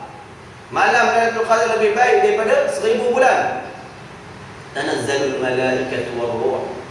Diperintahkan malaikat Jibril alaihi salam dan juga para malaikat yang lain turun untuk melihat mana hamba-hamba Allah yang melakukan akan amal ibadah. Ibnu Abbas ketika mana menafsirkan akan ayat ini menyatakan bahawa sesungguhnya pada malam Lailatul Qadar berlakunya sebagaimana disebut dalam Al-Quran, fiha yufraqu kullu amrin hakim. Dan surah Ad-Dukhan menyatakan ditentukan dan diperlihatkan akan semua suratan dia oleh Allah Ta'ala kepada para malaikat. Malaikat nak tengok amalan kita selama setahun, daripada malam Lailatul Qadar sehinggalah malam Lailatul Qadar akan bulan Ramadan yang akan datang. Ajal, maut, rezeki, kebaikan, kejahatan, apa juga dipertontonkan kepada malaikat. Malulah kita sedikit kepada malaikat, makhluk yang tidak pernah melakukan maksiat dan sentiasa melakukan apa yang diperintahkan oleh Allah, sebagai malaikat yang diperintahkan oleh Allah. Raqib dan Atid mencatat pahala kebaikan dan juga keburukan. Malaikat ada yang datang dalam majlis ilmu Allah Subhanahu wa Ta'ala. Ingat ya, segelintir masyarakat yang tak amanah dengan ilmu Allah, dia memahami bahawa nisfu Sya'ban adalah hari yang dipertuntunkan sehinggalah pada tahun yang akan datang. Fiha yufraqu kullu amrin hakim. Dan dia gunakan ayat ini. Ini ayat yang disebut oleh Ibnu Abbas berkaitan dengan malam Lailatul Qadar. Jangan ikut ilmu melalui pembacaan semata-mata, tetapi ambillah ilmu cara bertalaqi dan juga sanad sampai kepada mereka yang membawa ilmu Allah Subhanahu wa taala, iaitu Nabi Muhammad sallallahu alaihi wasallam. Amanah dengan ilmu Allah Subhanahu wa taala. Ini kedapatan ni dulu, kedapatan Malaysia. Abang cerita macam ni, ya angguk-angguk geleng-geleng Allah, angguk-angguk. Ya angguk-angguk geleng-geleng. Siapa? Ustaz cakap. Ustaz mana? Ustaz yang bawa fahaman al-musyabbihah. Ustaz mana? Ustaz juga bawa ajaran ayat. Bawa cerita juga ilmu agama. Mengaku juga Islam ni dah. Diperintahkan malaikat turun sampai bila? Salamun hiya hatta matla'il fajr. Sejahtera, kebaikan. Malaikat kabarkatin disebut dalam hadis Syaikhan, hadis Bukhari dan Muslim. Malaikat turun, yusalluna wa yusallimuna, berselawat dan memberikan kesejahteraan kepada mereka yang melakukan amal ibadah pada malam tersebut sehinggalah terbitnya akan fajar. InsyaAllah, kiranya saya rasa, tak tahulah, Lailatul Qadar tak timbul lagi, tak tahulah siapa yang bertemu Lailatul Qadar dan bertemu, Alhamdulillah. Tapi dalam hadis yang kita sebut tadi, Rasulullah suruh kita menyegerakan mencari-cari pada 10 yang terakhir daripada Ramadan. Sampai dah 10, tak lagi. Segerakanlah. Saya sendiri, saya ni saya cakap, tuan-tuan puan-puan memang 10 malam terakhir memang menjaga malam. InsyaAllah, amin Ustaz, saya doakan kami menjadi. Ya, memang betul macam tu. Saya kena ikut tauladan tuan-tuan dan puan-puan sekalian. Dan kena beritahu kepada anak-anak, isteri-isteri, agar turut sama bersegera melakukan amal ibadah dalam bulan Ramadan. Kerana kita belum tentu boleh bertemu dengan Ramadan yang akan datang. Belum tentu, siapa jamin? Umur dah menikah, muda pun Allah Ta'ala beri tarikh. Gunakan dalam Ramadan. Rasakanlah, ya Allah, adakah ini Ramadan terakhir bagi aku, ya Allah? Akhir-akhir ini yang diberitahu oleh Allah, diberitahukan oleh Rasulullah, dijauhkan daripada api neraka. Aku nak supaya aku dijauhkan daripada api neraka. Aku diberikan keampunan oleh Allah. Mati, bila dah mati tak boleh beramal ibadah dah. Menyesal dekat sana dalam kubur dan di akhirat sajalah. Ibnu Umar, Sayyidina Umar radhiyallahu taala anhu menyatakan apa? Hasibu anfusakum qabla an tuhasabu, tazidu qabla an tuzan. Hitung diri kamu sebelum kamu dihitung oleh Allah. Timbang-timbangkanlah diri kamu sebelum kamu ditimbang di mizan Allah Subhanahu wa taala. Biar kita tergantuk tergadah, menyesal banyak-banyak atas dunia ni, tak nak tergantuk tergadah di akhirat Allah Subhanahu wa taala. Semua kita orang beriman percaya dengan alam ghaib, ada syurga, ada neraka, ada pahala, ada dosa. Bukan setakat kita percaya, tapi kita bersedia ke arah ni. Kerana Rasulullah SAW menyatakan orang mukmin yang paling bijak dan paling cerdik adalah mereka tudzakirukumul maut. Banyak mengingati akan kematian, dan bila siap ingat kepada kematian, isti'dadan lil maut, dia bersegeralah membuat persediaan untuk mati yang belum tentu akan berlaku bila masa. Sebab itulah kita dengan kematian ini kena sentiasa bersiap sedia. Segelintir masyarakat tentang bab ini dia siap sedia, okey pukul 8 masuk kerja apa semua. Dengan kematian pun kena siap sedia. Yang mana datangnya dia tak tahu bila. Sedang jemaah pendengar dimuliakan oleh Allah Subhanahu wa taala, bersegeralah kita melakukan amal ibadah kepada Allah Subhanahu wa taala dengan ketekunan. Khasnya pada hari-hari terakhir, sebab kita cerita ya hari terakhir awal Ramadan dah lepas dah. Bersegera mencari Lailatul Qadar. Di antara apa yang disebut bahawa di antara ciri-ciri malam itu memang berlaku Lailatul Qadar. Antaranya jikalau orang itu bermimpi ataupun memang dia melihat dengan mata kepala dia sendiri, contohnya ada pohon yang sujud ataupun rendang dan sebagainya, sama ada dalam mimpi ataupun luar daripada mimpi, benda yang realiti, maka dia telah bertemu dengan Lailatul Qadar. Ataupun juga di antara ciri yang selalu kita dengar pada waktu esoknya, cahaya yang terang tapi bukan daripada matahari, iaitu cahaya yang terang tetapi tidak menyakitkan mata, tidaklah terlalu panas sangat, maka malam itu berlakunya Lailatul Qadar. Tengok mana lagi panas ni. Tengok ada orang yang berjaga juga malam Lailatul Qadar, tapi berjaga dia depan TV, berjaga dia buat kuih dia semata-mata, tak berzikir, berjaga menjahit lansir semata-mata. Nak boleh, tak salah, buatlah kuih, jahitlah lansir, carilah apa semua, tapi berzikir kepada Allah. Ada orang tu kali tengok bola, oh Lailatul Qadar turun malam tu, berjaga juga malam. malam. Itu bukan menjaga malam dengan ibadah. Jaga malamnya apa? Hoha, hoha, hoha. Berjaga yang dimaksudkan hati dia dekat dengan ketaatan kepada Allah Subhanahu wa taala. Sebab itulah yang di akhirnya ini saya ingin bawakan juga beberapa hadis Rasulullah sallallahu alaihi wasallam sikit lagi boleh. Kita tak ada breakfast ni kan? Apa? Kita ada makan pagi. Hadis riwayat Bukhari. Rasulullah sallallahu alaihi wasallam menyatakan dalam bab Adabul Mufrad. Yang saya ada cerita dah, tak silap saya kat sini tuan-tuan hafal, tak apalah saya ulang untuk diri saya ini betul. Antaranya tentang Nabi Muhammad sallallahu alaihi wasallam suatu hari dia berkhutbah. Dan dia naik di atas mimbar. Ada cerita semua? Tak ada. Nanti saya cerita nanti, oh ingat. Tuan-tuan ni ingat, sakit dia. Ya. Sebab apa? Boleh ingat? Sebab selalu cerita ilmu agama dekat anak-anak. Kalau tak cerita, kena cerita kat depan ni.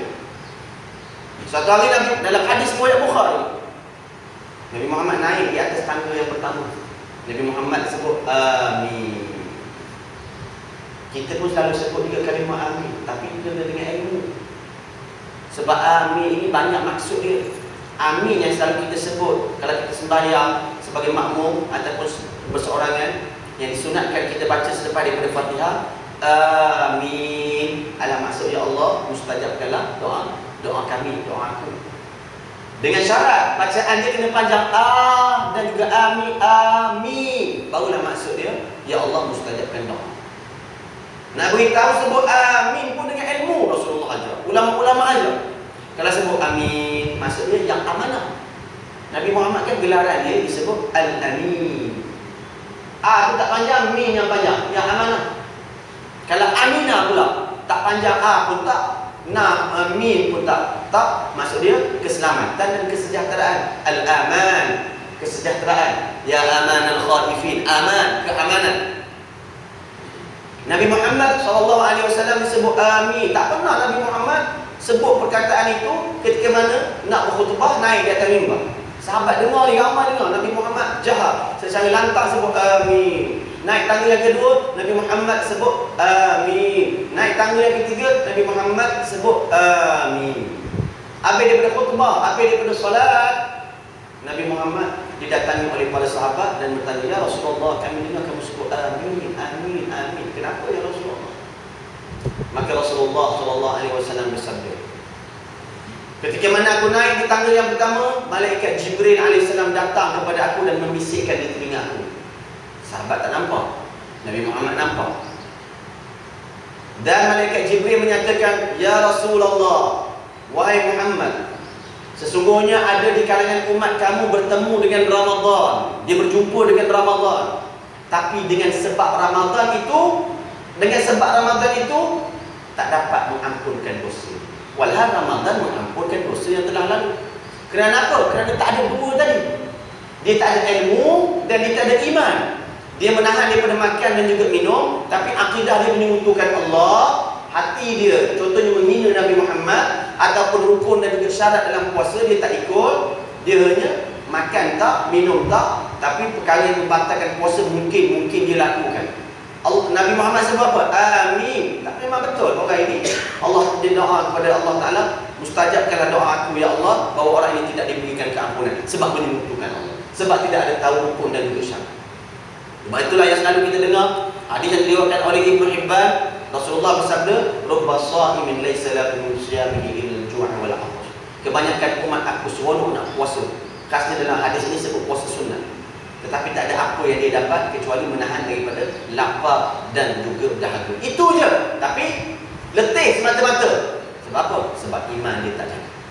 Sebab itulah iman syarat utama nak terima seluruh amal ibadah kita kepada Allah.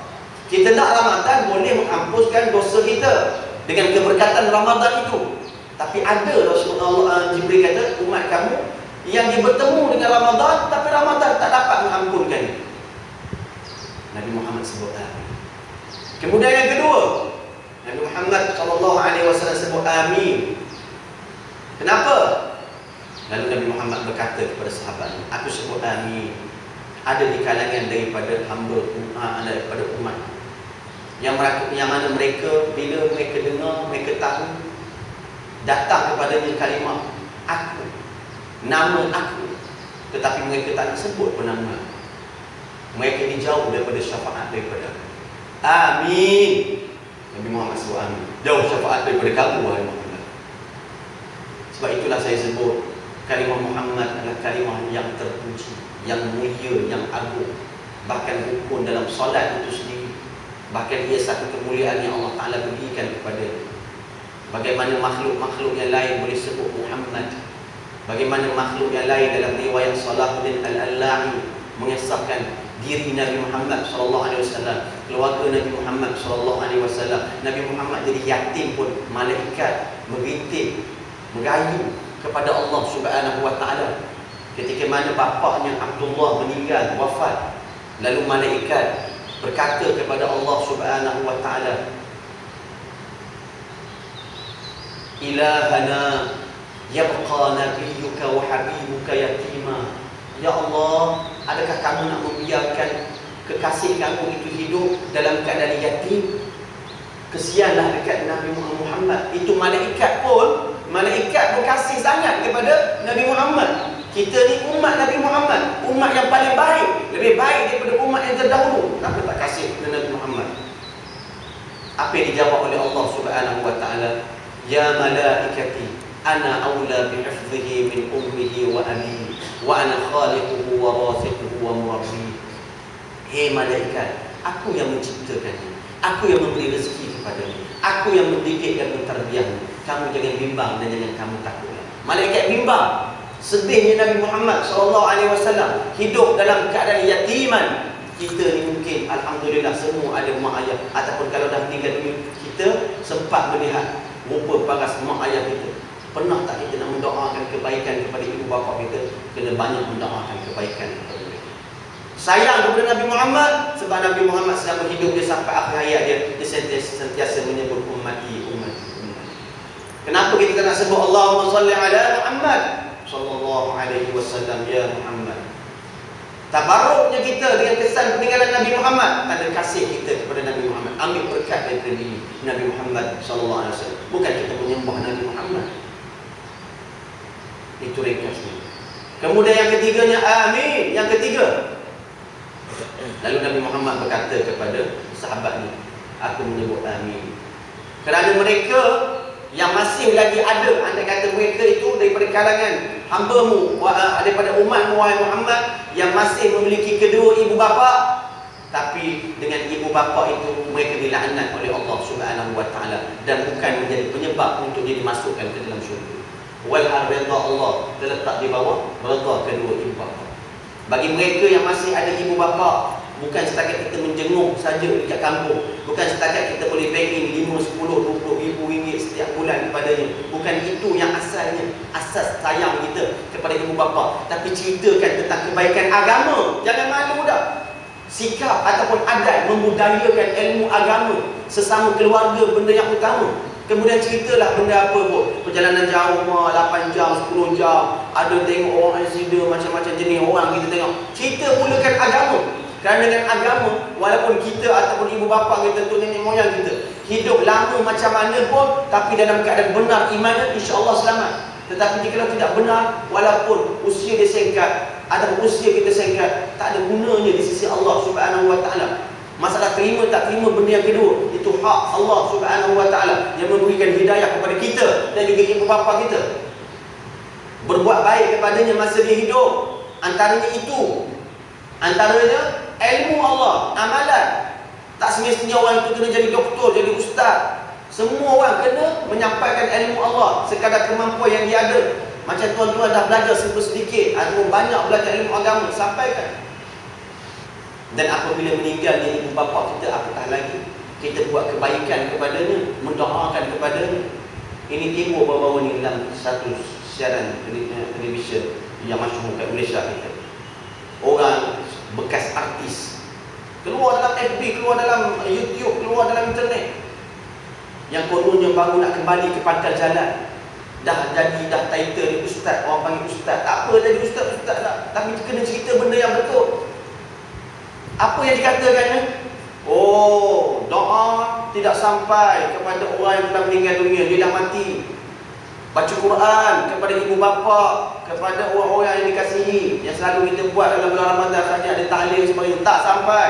Ini adalah adat, bukannya amalan sunnah, amalan para sahabat dan ataupun ulama. Kita buat benda baru dalam agama, Nabi tak suruh buat, kita buat, masuk api neraka. Orang dengar, oh ya, hebat ustaz ni, boleh hukum kita masuk api neraka. Baca Quran kepada orang yang telah meninggal dunia. Kita pun anggap, oh itu artis, peminat saya dulu, saya kena ikut cakap dia. Orang kat luar-luar sana macam tu. Tuan-tuan, kita, anak muda kita, saudara-saudara kita, boleh keluar statement macam tu. Alhamdulillah. Kita jawab sikitlah untuk diri kita, bukan untuk mereka. Yang kita lakukan amalan sedekah. Sedekah apa? Fatihah, sedekah Al-Quran dan sebagainya. Yang pertamanya, Al-Quran menyatakan waf'alul khair, buat kebaikan. Yang keduanya, hadis yang diriwayatkan oleh Ibnu Hibban yang selalu kita dengar, iqra'u ala mautakum yasin. Bacalah ke atas orang yang telah meninggal dunia, iaitu Yasin. Yasin iaitu Al-Quran. Kemudian kita lihat pula dalam kitab yang masyhur, Riyadhus Salihin, Imam Nawawi menukilkan kata-kata Imam Syafi'i. Imam Syafi'i kata apa? Lau qara'u syai'an min al-Quran fi qabri kana hasan. Lau qara'u kulluhu kana ahsan. Sesiapa yang baca sedikit daripada Al-Quran di kubur adalah baik. Dan barang siapa yang baca khatam Al-Quran adalah lebih baik. Golongan-golongan yang kita kata memperendahkan amalan kita ni, kita nak raya ni, pergi ziarah kubur. Ni ramai golongan Al-Wahabiyah khasnya marah. Pergi ziarah kubur, membaca Al-Quran, menyedekahkan kepada siapa? Ibu bapa kita, 3 kul dan sebagainya. Ini bid'ah masuk api neraka. Ia bunyi bukan dekat tempat sini tuan-tuan, dekat tempat-tempat lain. Di mana? Di Malaysia kita juga, bukan di Faso, di Australia, di South Africa. Di negara kita berlaku. Orang yang bercakap bukan orang biasa, orang yang ada title, orang yang ada kedudukan, orang yang ada pengaruh, orang yang ada gelaran tok guru, ustaz, doktor dan kadang-kadangnya. Maka boleh menghina amalan ini dengan menggunakan hadis juga. Hadis riwayat Muslim, dia putar belik. Dia baca apa? Idza mata ibnu Adam inqata'a 'amaluhu illa min thalath. Memang betul hadis riwayat Muslim yang sahih. Apabila mati seseorang anak Adam itu, maka terputuslah amalannya. Tak ada dah. Mana boleh buat dah, dia kata. Mana boleh sampai dah. Dia tak faham dan dia saja-saja tak nak faham dan dia nak menyesatkan umat Islam. Cuba kita faham syarah daripada Muslim ini. Apabila matinya seseorang anak Adam, maka terputuslah amalannya. Amalan dia maknanya dia tak boleh buat, benda, dia dah mati. Itu yang Rasulullah sebut, memang tak boleh. Mana boleh nak solat, mana boleh nak puasa. Betul lah Rasulullah kata. Kecuali 3 perkara yang mana dia tu dah mati akan sampai kepadanya. Adapun orang yang hidup di atas dunia ni akan sampai kepadanya. Sedekah jariah, anak yang saleh, dan juga ilmu apa? Cakap saya seorang tadi. Senanglah tuan-tuan menada ya. Ilmu apa? Ilmu yang bermanfaat. Tak apa kita belajar, saya cakap sambung sikit dapat ilmu ataupun dapat pahala insya-Allah. Itu yang dikatakan sampai. Contoh yang lain, jenazah orang yang dah mati. Mati dah ni. Orang mati tu ke yang kena solat jenazah untuk diri dia? Tak. Kita yang hidup sembahyang untuk dia. Kenapa nak bagi lagi dekat dia yang doa kita baca dalam solat jenazah apa? Allahumma ighfir lahu warhamhu. Tak payah, tak sampai. Kenapa kamu golongan yang marah ni, kamu solat juga jenazah kepada orang yang telah meninggal dunia? Kamu bercakap mungkin dekat batang hidung kamu sendiri. Jangan membid'ah, memecah belahkan kesatuan akidah dan juga amalan Islam. Kita doa kepada orang yang telah meninggal dunia, ya Allah ampunkanlah dosanya, Allah maghfir lahu warhamhu wa'afi wa'fu anhu wa akrim nuzulahu. Ini doa yang masyhur. Dalam amal ibadah kita yang lain yang disepakati oleh semua ulama-ulama Islam, bahawa adanya amalan disebut badal haji, upah haji. Yang 1,500, 1,800 ada menu semua dah. Kita buat untuk apa? Untuk sebagai wali kepada keluarga kita yang mungkin uzur, betul-betul tak mampu, ataupun siapa yang telah semua orang tahu meninggal dunia. Dah meninggal dunia, bahkan wajib wali dia melakukan, bahkan wajib kena buat benda yang badal haji untuk orang yang telah meninggal dunia jika ada kemampuan. Tidak. Kenapa kamu kata tak sampai? Ini saya cerita ni tak ada orang jadi macam ni kat sini. Ini kita kena cerita kepada orang lain. Zakat apa tu? Puasa. Orang yang meninggal dalam bulan puasa, apa yang diwajibkan di atas wali untuk lakukan kepadanya? Ada kan? Ada. Orang yang telah meninggal, jangan cepat melatah dengan ilmu Allah dan amalan ahli sunnah wal jamaah kita. Dan di antara kebaikan yang boleh kita lakukan kepada ibu bapa kita yang telah meninggal dunia, antaranya dalam hadis yang sahih Rasulullah bersabda, selain daripada baca Quran dan sebagainya, buat terus. Inna min abarril bir an yasila rajulu ahla widda abihi idza wallah. Sesungguhnya di antara perkara yang paling baik dilakukan oleh seorang anak kepada ibu bapanya yang telah meninggal dunia, iaitu menghubungkan silaturahim kepada dengan kawan ibu bapa kita yang telah meninggal dunia. Cari kawan ibu bapa kita yang telah meninggal dunia, hubungkan silaturahim kepadanya, bertanya khabar, cerita tentang agama, mengembirakan dia, kerana pahala yang kita, kerana amalan tersebut pahala akan sampai kepada ibu bapa kita yang disebut dalam hadis Rasulullah sallallahu alaihi wasallam. Segelintir masyarakat kat luar sana, khasnya di tengah kota raya penuh kesibukan, sibuk ni bisnes, adat orang kat luar sana, jauh kat sini, jauh lagi. Kadang-kadang kawan dia datang ke rumah, sibuk bisnes, nak sign check, nak sign apa semua ni. Anak memang jadi puas, lompat sana, lompat sini, kerabat sana, naik je. Apa dia kata kat beritahu anak dia, pergi masuk bilik ni, ayah kita sign ni. Kita buat kertas kerja ni, apa semua ni, sibuk ni, bisnes juta-juta. Anak tak kenal pun kawan kita.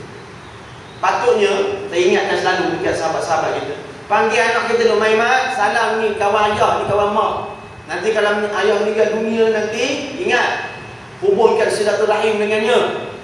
Itu adab, akhlak dalam keluarga bersama dengan masyarakat di luar. Mudah-mudahan Allah Subhanahu wa taala mengurniakan kepada kita kebaikan dan kemanfaatan dan istiqamah kita dalam melakukan amal ibadah kepada Allah Subhanahu wa taala. Kita nak hidup dalam keadaan iman dan juga berilmu. Kita nak mati juga dalam keadaan sedemikian agar Allah Subhanahu wa taala memberikan taufik dan hidayah kepada kita, sehinggalah insya-Allah bertemu dengan Ramadan yang akan datang.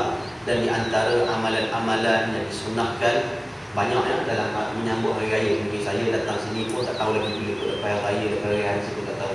Tapi untuk berkongsi tentang hadis yang diriwayatkan oleh Bukhari, amalan sahabat-sahabat dengan Rasulullah, antaranya bila bertemu, amalan sebutan yang disebut adalah taqabbalallah minni wa minkum. Jangan lupa benda tu. Boleh kita sebut selamat hari raya, maaf zahir batin, sebutlah, itu orang Melayu kita, betul. Tapi jangan lupa amalan sebutan Rasulullah. Semoga Allah Ta'ala menerima amal ibadahku dan juga kamu. Jawapannya juga macam tu. Jangan nak mudah aja apa? Ingat benda yang kita sebut, imam sebut selepas daripada solat. Jangan ingat nak sebut ni ketika lepas solat saja. Bersalam, semoga Allah Ta'ala menerima amal ibadah kita bersama. Tak boleh bahasa Arab, sebut bahasa Melayu. Taqabbalallah minni wa minkum. Di antara amalan-amalan yang lain yang selalu kita dengar pada pagi Syawal, pada malam Syawal itu sendiri, bermulalah takbir. Quran sebut apa? Wala tukmilul iddata wa tukabbirullah ala ma hadakum.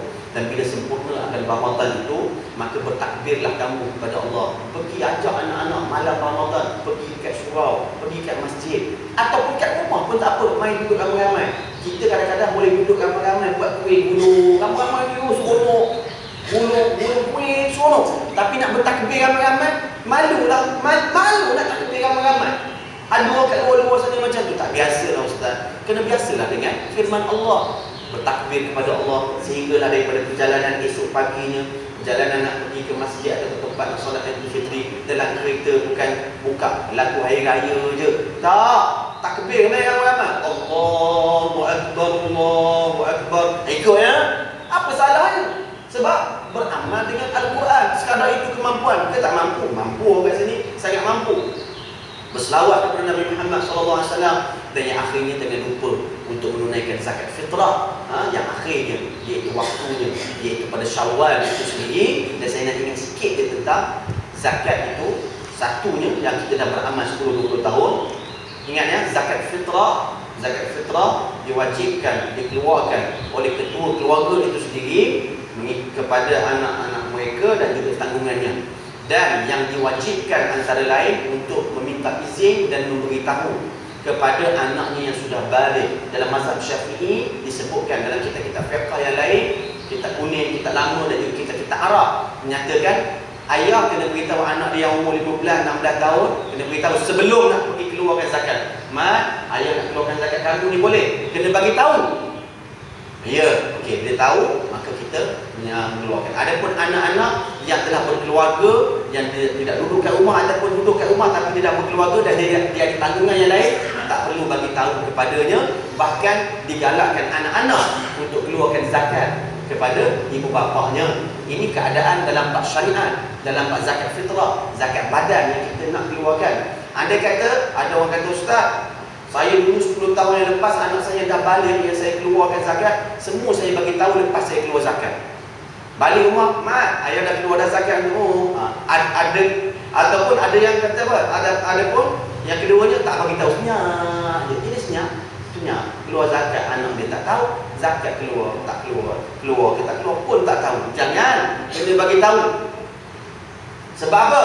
Sebab anak yang sudah balik walaupun bawah tanggungan kita, yang mana dia masih sekolah, contohnya umur 18 tahun, dia dah sekolah 17 tahun, sebab dia telah bermula catatan raqib dan atid kepadanya. Adapun sebelum daripadanya, dia tidak ada tanggungan padanya, ibu bapa yang menanggungnya. Itu dijelaskan dalam semua kitab fiqh.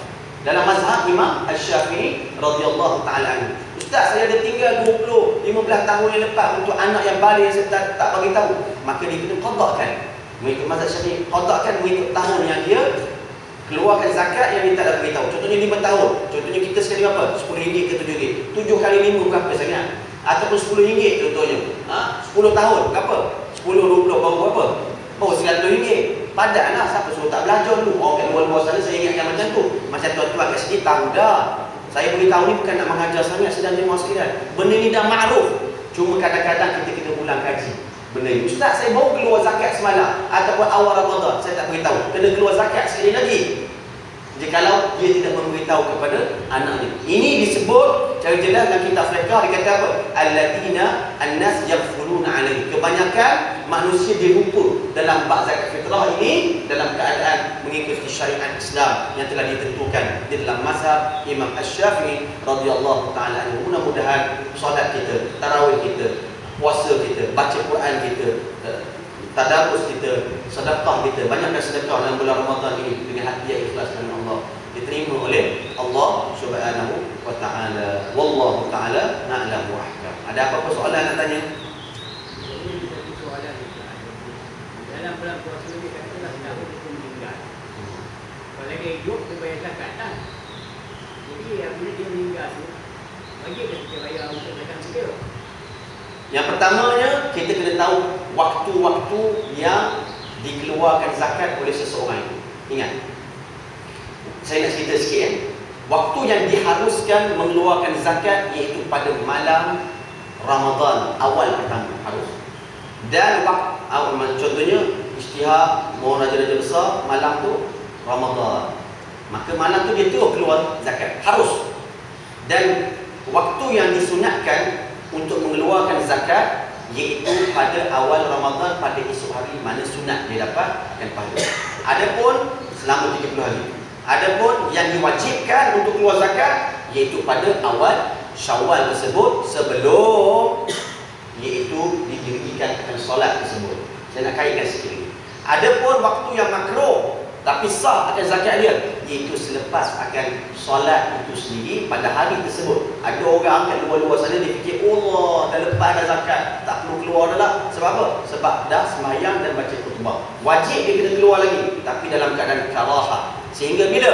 Iaitu sehingga sebelum matahari terbenam pada hari tersebut.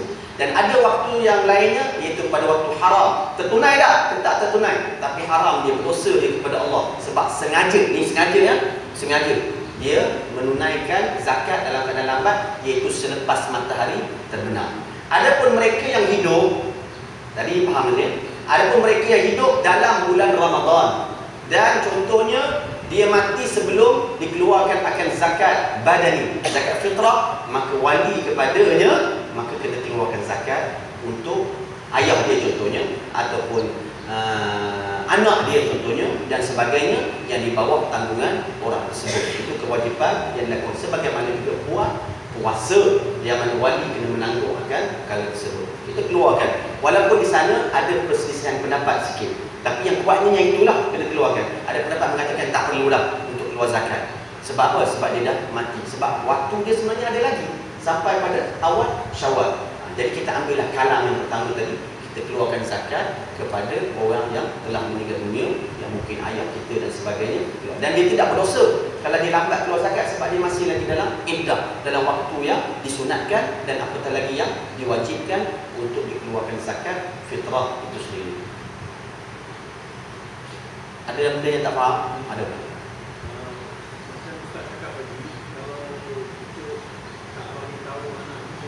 Yang balik, yang sudah balik ya. Kita tak tahu tu disebabkan kita memang tak tahu. Macam mana? Itu yang saya sebut tadi. Saya sebut kan? Ulang balik. Contohnya, selama umur anak kita tu yang kita kena tanya dia lah, bila awak start balik? Umur 16 tahun. Kalau perempuan umur 10 tahun, 9 tahun. Kena tanya. Okey, oh dia balik sejak 9 tahun. Dan sebelum itu, dan sekarang ni umur dia dah 20 tahun. Dan kita je keluar zakat padanya sebab dia tak kerja lagi. Memang selalunya macam tu. Jadi di situ contohnya umur 15 tahun sampai 20 tahun, berapa tahun? Ada 5 tahun. 5 tahun saja dia qada. Qada berapa? Contohnya RM10 lah. 10, 20, 30, 40, 50. RM50 aja. Kena bayar 500. Zakat fitrah ni subhanallah, keluar untuk makanan asasi yang dia makan, dihitung sebagai makanan seharian dia saja. Bukan makan RM5 sehari tu, mana tak banyak sangat. Keluar kan, ustaz lama dah, anak kita dah 20 tahun, 30 tahun. Selama ni, tak ada dah 20-30 tahun pun dia dah kahwin. Kalau dia tak keluar zakat lepas dia kahwin, dia berdosa sendiri dah. Dah, anak perempuan betah lagi, cepatnya berkahwin. Nah, saya nak beritahu, yang ditujukan di sini adalah anak lelaki. Adapun perempuan khilaf. Perempuan khilaf ya. Tapi ambillah ihtiyat, hati-hati, masukkan juga ke dalam perempuan itu. Khilaf ni maksudnya ada pendapat kata ayah kena keluar, dan juga tak perlu bagi tahu pun tak termasuk daripada hukum yang diwajibkan untuk itu. Adapun lelaki confirm. Perempuan ni untuk jalan hati-hati, hati-hati dia punya ihtiyat, maka kita keluarkanlah selama 5 tahun, 10 tahun, 15 tahun, 20 tahun. Anak dah, kalau dia tak kahwin pun, dia dah bekerja dah. Memang wajib pada dia keluar zakat? Tak banyak, insya-Allah. Yang penting zakat kita diterima oleh Allah Subhanahu. Isteri tak perlu. Anak yang belum balik tak perlu bagi tahu. Sebab apa? Sebab contohnya isteri, saya beritahu.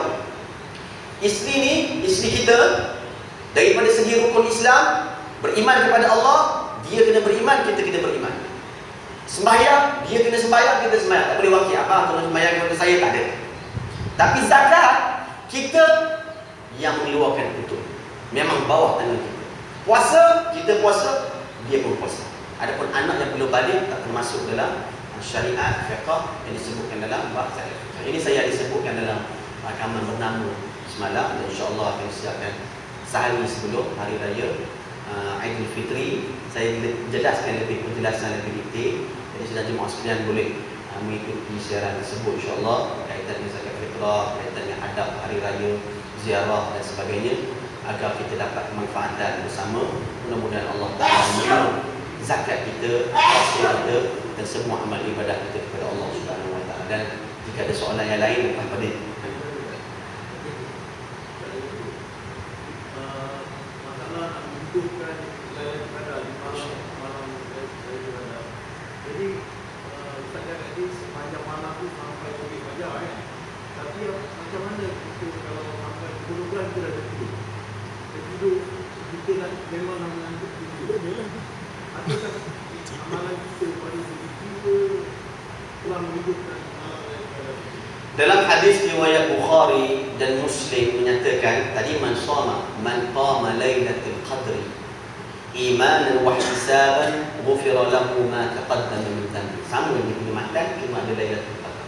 Barang siapa yang menghidupkan, iaitu mematikan. Barang siapa yang menghidupkan dengan zikir, dengan belajar ilmu agama, dengan apa? Baca Al-Quran, dengan apa? Dengan doa yang Rasulullah ajar kepada Aisyah bila bertemu dengan Lailatul Qadar dia. Sebut Allahumma innaka afuwun karim tuhibbul afwa fa'fu anni. maka Allah Subhanahu wa taala mengampunkan akan dosanya. Adapun tiba-tiba malam tu lepas dia buat amal ibadah dia tertidur. Yang saya nampak tadi yang cerita, saya faham soalan dia tadi. Dia tertidur dalam mimpinya, dia melihat pohon sedang sujud dan sebagainya. Maka mengikut riwayat yang sahih mengatakan malam yang dia tidur tersebut, lepas daripada apa? Ataupun sebelum daripada tidur tu dia berzikir dan sebagainya, ataupun selepas dia bangkit tu masih lagi malam, dia berzikir kepada Allah, maka itu yang disebut sebagai malam Lailatul Qadar. Kita pun dalam bulan Ramadan pun janganlah tidur sepanjang malam. Bangkit, kita pun bangkit sebelum sahur, sebelum habis waktu sahur. Dan kata malam tu masa kita tidur pukul 12 tu, kita ada bermimpi sedemikian dan kita bangkit sahur pukul 4, kita buat benda je. Atau buat benda yang sebab kita tak tahu alamat-alamat dia. Kita tak nak berzikir, kita tak nak berdoa kepada Allah, tak nak pergi pada majlis ilmu, maka sia-sialah. Kuranglah daripada fadilat akan Lailatul Qadar itu sendiri. Jadi mudah-mudahan kita dipilih oleh Allah Subhanahu wa taala untuk bertemu dengan malam yang semulia-mulia, malam lebih mulia daripada 1000 bulan, itu malam Lailatul Qadar. Apa perkara pertama yang disuruh oleh Rasulullah kita minta, iaitu keampunan daripada Allah Subhanahu wa taala. Jikalau kebetulan esok pagi kita tengok cahaya yang kita sebut tadi dengan zikir amalan kita lakukan pada malam tadi, insya-Allah Allah Taala memakbulkan akan doa kita. Faham tak? Insya-Allah ada apa? Insya-Allah lepas pada ni kalau ada persoalan boleh tanya, sebab kita tak ada breakfast, boleh tanya saja dari pun tak kalau nak balik kan. Makan semua dah habis dah makan sahur kita. Mudah-mudahan Allah Subhanahu wa taala menggolongkan kita daripada kalangan mereka cinta kepada Nabi Muhammad sallallahu alaihi wasallam dan cinta Allah. Bismillahirrahmanirrahim. Allahumma rabbana taqabbal minna salatana wa siyamana wa zakatana wa sadaqatana wa tilawatana al-Qur'an wa sa'ir ibadatina tamma waghfir lana dhunubana 'amma wa la tu'adzibna yawm al-qiyamah innaka 'ala kulli shay'in qadir. Allahumma innaka 'afuwun karim tuhibbul 'afwa fa'fu 'anna wa 'an walidina wa li abaina wa li ummahatina wa li ajdadina wa li masyayikhina wa li asatidatina wa lil muslimina wal muslimat wa lil mu'minina wal mu'minat bi rahmatika ya arhamar rahimin. Ya Allah, ya Tuhan kami, tetapkanlah iman kami ya Allah, tambahkanlah ilmu dalam diri kami ya Allah.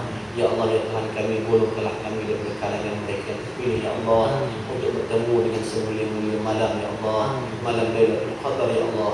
Kepada Engkau lah aku memohon ya Allah, melalui keberkatan Nabi Muhammad sallallahu alaihi wasallam.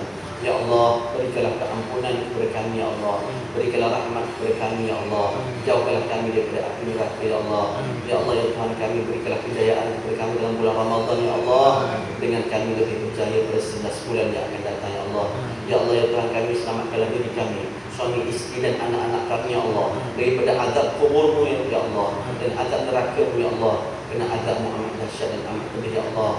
Kami tidak sanggup menanggung akan azab-Mu ya Allah, dan mengharapkan rahmat dan syurga dari-Mu ya Allah. Sallallahu ala sayyidina Muhammad wa ala alihi wa sahbihi ajma'in. Walhamdulillahi rabbil alamin. Barakallahu fikum. Assalamualaikum warahmatullahi wabarakatuh.